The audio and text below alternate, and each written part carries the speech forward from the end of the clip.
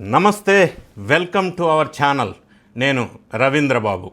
ఈ వీడియోలో ఆంధ్రప్రదేశ్ మాజీ ముఖ్యమంత్రి పులివెందుల ఎమ్మెల్యే గౌరవనీయులు జగన్మోహన్ రెడ్డి గారు సకుటుంబ సమేతంగా ఆంధ్రప్రదేశ్ గవర్నర్ నజీర్ గారిని కలవటం జరిగింది. ఎందుకు కలిశారు, ఏం మాట్లాడారు, పర్సనలా ఆఫీషియలా, ఏమి డిస్కషన్కి చర్చకి వచ్చి ఉంటాయి అనేది తెలియదు. మరి జనరల్గా అఫీషియల్ మీటింగ్ అయితే ప్రెస్లో మాట్లాడతారు. ఒకవేళ అఫీషియల్ కాకపోయినా పర్సనల్ అయితే ఇది వ్యక్తిగతమైన పరామర్శ అని కూడా మీడియా ముందు ఒక మాట చెప్పి వెళ్తారు. కానీ జగన్ రెడ్డి గారు మీడియాతో ఏమీ మాట్లాడలేదు. ఎందుకు కలిశారో తెలీదు. గంట సేపు సుదీర్ఘంగా చర్చలు జరిగినాయి సతీ సమేతంగా. దీని గురించి ఇప్పుడు చర్చ జరుగుతుంది ఆంధ్రప్రదేశ్ రాష్ట్రంలో. అది ఏమై ఉంటుంది, ఏం మాట్లాడి ఉండటానికి అవకాశం ఉంది, పాసిబిలిటీస్ ఉన్నాయి అనేది మీడియాలో వస్తున్న సమాచారాన్ని ఆధారంగా చేసుకొని ఒక వ్యూహజనితమైన విశ్లేషణ ఈ వీడియోలో చేసే ప్రయత్నం చేద్దాం. వీడియో కనుక చివరి వరకు మీరు చూడగలిగితే ఈ రాజకీయ విశ్లేషణతో పాటుగా అసలు యాక్ట్ ప్రకారంగా, అంటే లీగల్ ప్రకారంగా, చట్ట ప్రకారంగా, సబ్జెక్ట్ మ్యాటర్ ప్రకారంగా కొంతమంది ఈ మీటింగ్లో గురించి చర్చకు వచ్చినప్పుడు 17A గురించి మాట్లాడారు. 17A అనే ఇది ఎక్కువగా వినిపిస్తూ ఉంది. అసలు 17A ఏంటి, ఇదేంటి అసలు, వాట్ ఈజ్ దిస్ 17A? ఎందుకు ఈ పదం ఎక్కువ వాడుతున్నారు, అది ఏం చెప్తుంది చట్టం, అసలు ఎలా దాన్ని ఎలా అప్లికబుల్ కాదు, ఎందుకు చర్చలోకి వచ్చింది, ఇది లీగల్ యాంగిల్లో సబ్జెక్ట్ వైజ్ కూడా నేను వివరించే ప్రయత్నం చేస్తా. వీడియో చివరి వరకు చూడండి. నచ్చితే లైక్ చేయండి, ఫ్రెండ్స్కి షేర్ చేయండి. జగన్ రెడ్డి గారు గవర్నర్తో కలిసినప్పుడు ఒకవేళ ఆయన వ్యక్తిగతమైతే మళ్ళీ వెళ్ళేటప్పుడు వచ్చి ఇది వ్యక్తిగతమైన పరామర్శ అని ఒక మాట చెప్పి వెళ్ళి ఉంటే బాగుండేది. మరి మాజీ ముఖ్యమంత్రి గారు ఎప్పుడైనా గవర్నర్ని కలవచ్చు, గవర్నర్ని ఎవరైనా కలవచ్చు ఆయన అపాయింట్మెంట్ ఇస్తే. కానీ కలవటం తప్పు కాదు, మంచిదే. కలిసినప్పుడు ఒకవేళ ఆయన ప్రతిపక్ష నాయకుడు అని నేను అనలేను, కానీ ఒక పార్టీ అధినేతగా ఆంధ్ర రాష్ట్రంలో మాజీ ముఖ్యమంత్రిగా కలిసి గవర్నర్ గారికి ప్రజా సమస్యల్ని వివరిస్తే సంతోషం, చాలా సంతోషం. అది అయితే మరి ఆయన మీడియాతో చెప్పి ఉంటే బాగుంటుండే. నెక్స్ట్ పాయింట్, ఆయన గవర్నర్ గారిని కలిసినప్పుడు జనరల్గా ఒక్కరే కలుస్తారు కదా, మరి భారతీ రెడ్డి గారితో సహా అంటే ఫ్యామిలీతో ఎందుకు కలిశారు అనే దానికి ఆన్సర్ ఏమి వినిపిస్తుందంటే, జగన్ రెడ్డి గారు ఎఫెక్టివ్గా, ఎఫిషియెంట్గా, ప్రాపర్గా కమ్యూనికేషన్ చేయలేరోమో, అందుకని భారతీ రెడ్డి గారు ఉంటే ఆమె బాగా ఎఫెక్టివ్గా ఏదన్నా విషయాల మీద అవగాహనతోటి, కమ్యూనికేషన్ తోటి ఆమె చెప్పగలుగుతుందా, అందుకని ఏమన్నా తీసుకెళ్ళారా? ఇంకొక పాయింట్, మరి ఈ మధ్యకాలంలో ఆంధ్రప్రదేశ్ లిక్కర్ స్కామ్లో రోజుకొక మలుపు తిరుగుతోంది, రోజుకొక పేరు వినిపిస్తూ ఉంది. భారతీ సిమెంట్లో హోల్ టైం డైరెక్టర్గా ఉన్నటువంటి గోవిందప్పన్ బాలాజీ నేతృత్వంలో భారతీ సిమెంట్ హైదరాబాద్ బంజారాహిల్స్ ఆఫీసులో చాలా కాలం, చాలా రోజులు చర్చలు జరిగినాయి లిక్కర్ స్కామ్ విషయంగా. అది వెలుగులోకి వచ్చింది. భారతీ సిమెంట్ ఆఫీసులో కూడా సోదాలు చేశారు. అక్కడ ఇంకేమి వస్తాయి, వచ్చినాయి, రాబోతున్నాయి అనేది కూడా చర్చ జరుగుతుంది.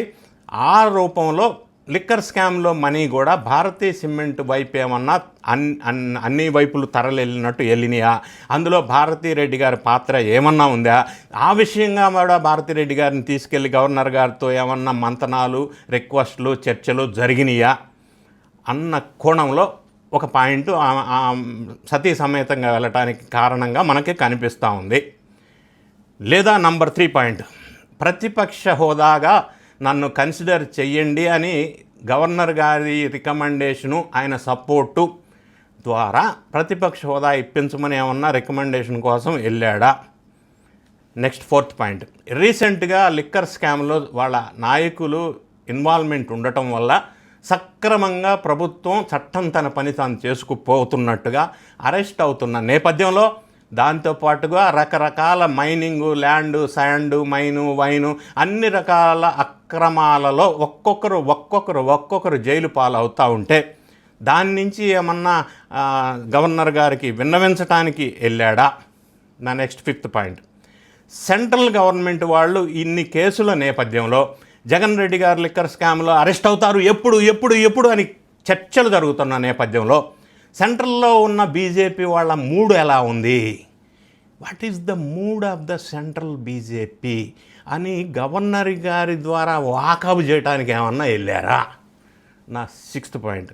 బీజేపీ సెంట్రల్లో ఉన్న బీజేపీయే గవర్నర్ గారికి సరేలే ఆయనకి పర్మిషన్ ఇవ్వు కలవటానికి, చర్చించు అని ఒక ఆదేశం లేకుండా గవర్నర్ గారు టైం ఇచ్చి ఉండరు. మరి ఆ విధంగా ఏమన్నా పైనుంచి ఒకసారి మాట్లాడు అని అన్నారా? ఒకవేళ అని ఉంటే అది ఏ యాంగిల్ అయ్యి ఉండవచ్చు. ఎందుకు అలా చేశారు, మరి ఏం డిస్కషన్ జరిగిందనేది ఊహాగానాలు. లేదు. Next 7th point.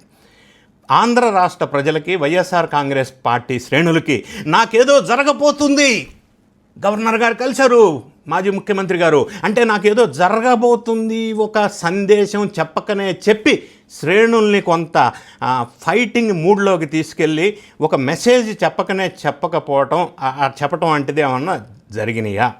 లేదు. నా 8th పాయింట్. రాష్ట్రంలో ఇన్ని సమస్యలు ఉన్నాయి, మరి వీటన్నిటిని చూడండి అని విన్నవించారా, ఏమన్నా సబ్మిట్ చేశారా ఇన్ రైటింగ్? తెలీదు. కానీ పైకి చెబుతుంది గవర్నర్ గారి ఆరోగ్య సమస్యలు ఉన్నాయి, ఆయన పరామర్శించడానికి వెళ్ళాను అని వాళ్ళకి సంబంధించిన మీడియా ద్వారా సమాచారం వెలుగులోకి తీసుకొచ్చారు.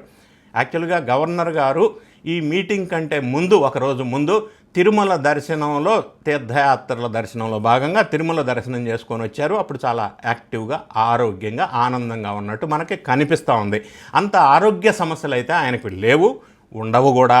మరి ఆ ఆరోగ్య సమస్యలు వాకప్ చేయడానికి వెళ్తే ఎవరైనా ఒక 5 నిమిషాలు 10 నిమిషాలు బాగున్నారా సార్, ఆరోగ్యం ఎలా ఉంది, డాక్టర్ చూపించారా, మెడిసిన్స్ వాడుతున్నారా, ప్లీజ్ టేక్ కేర్ అని అట్లా ఏదో కొద్దిసేపు మాట్లాడి వస్తాం. గంట సేపు సుదీర్ఘంగా ఎందుకు చర్చలు జరిగినాయి అనేది ఒకటి. ఇంకొక 9th పాయింట్ ఏంటంటే, జగన్ రెడ్డి గారు పరిస్థితి ఇలా ఉంది, ఎప్పుడు నన్ను అరెస్ట్ చేస్తారో తెలీదు, ఏదో మీ ద్వారా కొద్దిగా సెంట్రల్ గవర్నమెంట్కి చెప్పి నాకు కొద్దిగా ఉపశమనం కల్పించండి అనేమన్నా ప్రాధేయపడటానికి, గవర్నర్ గారి ద్వారా జుగాడు చేయటానికి, అట్లాంటి విషయంలో ఈయన ద్వారా వెళ్తే బెటర్ అని ఎవరన్నా సలహా ఇస్తే అట్లా ఏమన్నా వెళ్ళారా? వీటన్నిటికీ కారణాలు ఏంటంటే, జగన్ రెడ్డి గారు ప్రతి మంగళవారం యలహంక ప్యాలెస్ బెంగళూరు నుంచి విజయవాడ తాడేపల్లి ప్యాలెస్ వస్తారు. కానీ మిథున్ రెడ్డి గారి అరెస్ట్ అయిన తర్వాత 2 వారాలుగా ఆయన తాడేపల్లి ప్యాలెస్ రాలేదు. బెంగళూరు యలహంక ప్యాలెస్లోనే న్యాయ నిపుణులతోటి తీవ్ర స్థాయిలో చర్చలు జరుపుతున్నారు. ఢిల్లీలో పెద్దల అపాయింట్మెంట్ కోసం ప్రయత్నం చేశారు, దొరకలేదు. వీటన్నిటి కనెక్ట్ చేసుకుంటే ఆఖరికి గవర్నర్ గారి దగ్గర కలిశారు, గంటసేపు మాట్లాడారు. ఇక నా లాస్ట్ 10th పాయింట్. ప్రధానంగా ఒకవేళ అరెస్టు చేయవలసి వస్తే లిక్కర్ స్కామ్లో 17A, సెక్షన్ 17A అప్లికబుల్ కదా. అటువంటప్పుడు 17A అనేది పర్మిషన్ ఇవ్వవలసింది రాష్ట్ర గవర్నర్. అంటే గతంలో నారా చంద్రబాబు నాయుడు గారు అప్పుడు ముఖ్యమంత్రిలో ఉన్నప్పుడు ఆయన్ని అరెస్ట్ చేసినప్పుడు 17A పర్మిషన్ తీసుకోకుండా అరెస్ట్ చేశారని చెప్పి అప్పట్లో ప్రతిపక్షం వాళ్ళు పెద్ద లొల్లి పంచాయతీ అయింది. తర్వాత అప్పుడు కూడా ఈ నజీర్ గారే గవర్నర్గా ఉన్నారు. ఆ తర్వాత ఆ పంచాయతీ హైకోర్టుకి వెళ్ళింది, హైకోర్టు నుంచి సుప్రీంకోర్టుకి వెళ్ళింది. సుప్రీంకోర్టులో జడ్జిమెంట్ ఈజ్ రిజర్వ్డ్, ఇంకా బయటికి రాలా 17A ఆ టైంలో ఆయనకు అప్లికబులా కాదా అన్న విషయంలో. ఇప్పుడు చర్చ అంతా 17A గురించి మాట్లాడుతున్నారు. What is this 17A? 17A అంటే section 17A of prevention of corruption act 1988. ఈ ప్రివెన్షన్ ఆఫ్ కరప్షన్ యాక్ట్ 1988ని మోడీ ప్రభుత్వం వచ్చిన తర్వాత 2018లో ఇది మాడిఫై చేశారు. 2018లో మాడిఫై చేసిన 17A ఏం చెప్తుందంటే, police need to take approval from the appropriate authority. Appropriate authority అంటే ఈ పర్టికులర్ పబ్లిక్ సర్వెంట్ని ఎవరు అపాయింట్మెంట్ చేశారు, వాళ్ళ దగ్గర అప్రాప్రియేట్ అథారిటీ దగ్గర పర్మిషన్ తీసుకోవాలా, before enquiring and before investigation, before interrogation for the public servants. అంటే పబ్లిక్ సర్వెంట్స్ అంటే ఈ రాజకీయ నాయకులు కావచ్చు, IAS కావచ్చు, IPS కావచ్చు, వీళ్ళందరినీ అరెస్ట్ చేయవలసి వస్తే 17A of prevention of corruption act కింద అపాయింట్మెంట్ అథారిటీ దగ్గర నుంచి పర్మిషన్ తీసుకొని వీళ్ళని ఇన్వెస్టిగేషన్ కానీ ఎంక్వైరీ కానీ చేయాలా. సో ఆ విధంగా ఈయనకి ఒకవేళ అరెస్ట్ చేయవలసి వస్తే పర్మిషన్ ఇవ్వద్దు అని మొరపెట్టుకోవటానికి వెళ్ళాడా? నాకు ఈ వీడియోలో next subject 17A legal point of వ్యూలో మాట్లాడదాం. ఏంటంటే 17A గురించి ఒక ప్రొఫెషనల్ లీగల్ ఎక్స్పర్ట్గా నేనేం చెప్తా అంటే, దీనివల్ల వ్యూస్ ఏంటంటే అవినీతిపై దర్యాప్తు చేయడానికి కొంత ఇది ఇబ్బందికరంగా ఆటంకంగా తయారయ్యే అవకాశం ఉంది. ఎందుకంటే అధికారంలో ఉన్నవాళ్ళు దీన్ని వాడుకుంటారు, 17A ఇవ్వాలా లేదా అనేది. తర్వాత సత్యనిష్ట అధికారులకు రక్షణ ఉంటుంది, అది కూడా ఒక పాయింట్ ఉంది. ఈవెన్ సిబిఐ కానీ లోక్పాల్ కానీ ఈ 17A పర్మిషన్ వచ్చేంతవరకు వెయిట్ చేసి మాత్రమే విచారణ చేయాలి, అదొకటి కూడా గుర్తుపెట్టుకోవాలి. అయినప్పటికీ ఈ 17A వల్ల ఇన్ని ఇబ్బందులు ఉన్నాయని చెప్పి పిల్ పబ్లిక్ ఇంట్రెస్ట్ లిటిగేషన్ కూడా దాఖలు చేయబడింది హైకోర్టులో. ఎందుకంటే ఇది ఇలా చేయటం వల్ల కొంతమందికి ఇచ్చి కొంతమందికి ఇవ్వకుండా కొంతమందికి ఒక న్యాయం కొంతమంది ఒక న్యాయం ఉంటుంది. ఇది violation of article 14 of the Indian constitution. అంటే రైట్ టు ఈక్వాలిటీకి ఆటంకం కలిగిస్తూ ఉంది 17A అని కూడా పిల్లు దాఖలు చేయబడింది. ఇంకా అవుట్కమ్ తెలియదు. అయితే ఈ 17A ఎవరికి అప్లికబుల్ కాదు, ఏ కేసులో అప్లికబుల్ కాదు, అందరికీ అప్లికబుల్, అన్ని కేసుల్లో అప్లికబులా అనే విషయాన్ని ఒకసారి మీకు వివరించే ప్రయత్నం చేద్దాం. ఇదేంటంటే బిఫోర్ 2018 జూలై 26 2018 కంటే ముందు ఉన్న కేసులకి ఇది అప్లికబుల్ కాదు. అంటే రెట్రోస్పెక్టివ్ కాదు. ఈ తీసుకొచ్చిన మాడిఫికేషన్ 26 జూలై 2018లో తెచ్చారు. ఆ డేట్ నుంచి తర్వాత ఉన్న వాటికి మాత్రమే ఇది అప్లికబుల్. చంద్రబాబు నాయుడు గారి అప్పట్లో కేసుల్లో ఇదే పంచాయతీ సుప్రీంకోర్టులో ఉంది. తర్వాత ఇంకొక విషయం ఏంటంటే ఇది కేవలం అఫీషియల్ డ్యూటీలో జరిగిన అవకతవకలు అక్రమాలకి మాత్రమే అప్లికబుల్. అంటే పర్సనల్గా జరిగిన వాటికి 17A అప్లికబుల్ కాదు. పర్సనల్గా అంటే సపోజ్ ల్యాండ్ గ్రాబింగ్ కావచ్చు, లేదా బినామీ పేరుతో ప్రాపర్టీస్ కావచ్చు, ఇటువంటి వ్యక్తిగతమైన అక్రమాలకి పాల్పడిన నేపథ్యంలో 17A అనేది అప్లికబుల్ కానే కాదు. పర్సనల్గా అప్లికబుల్ కాదు. అఫీషియల్ అంటే ఏంటంటే ఒక అధికార దుర్వినియోగం చేస్తే, అది చీఫ్ మినిస్టర్ కావచ్చు, ఐఏఎస్ కావచ్చు, ఐపీఎస్ కావచ్చు, అంటే ఒక జీవో అక్రమంగా లబ్ధి పొందడం కోసం రిలీజ్ చేసినా, లేదా ఒక అగ్రిమెంట్ అక్రమంగా లబ్ధి పొందడం కోసం రిలీజ్ చేసినా, ఒక కాంట్రాక్ట్ రిలీజ్ చేసినా, ఒక నోట్ ఫైల్ రిలీజ్ చేసినా, ఒక అలాట్మెంట్ ఏదన్నా సొంత లబ్ధి కోసం అధికార దుర్వినియోగం చేసినా, అటువంటప్పుడు మాత్రం ఈ 17A అప్లికబుల్ అవుతుంది. అయితే ఇంకొక విషయం ఏంటంటే హైకోర్టు సుప్రీంకోర్టు ఆదేశాల ప్రకారం విచారణ చేయవలసిన కొన్ని సందర్భాల్లో ఉంటే అటువంటప్పుడు ఈ 17A అప్లికబుల్ కాదు. సో ఈ 17A అప్లికబిలిటీ అనేది ఇది అన్నిటికీ కాదు, పర్సనల్ వాటికి కాదు, అఫీషియల్గా దుర్వినియోగం చేసినప్పుడు మాత్రమే ఈ 17A అప్లికబుల్ అవుతుంది. ఇంకొక విషయం మనం గమనించినట్టయితే జగన్ రెడ్డి గారు, సరే గవర్నర్ గారి మీటింగ్ కరెక్టే, కానీ లిక్కర్ స్కామ్లో ఎవరైతే అరెస్ట్ అయి ఉన్నారో వాళ్ళని ఎవరిని జగన్ రెడ్డి గారు ఇంతవరకు పరామర్శించలా.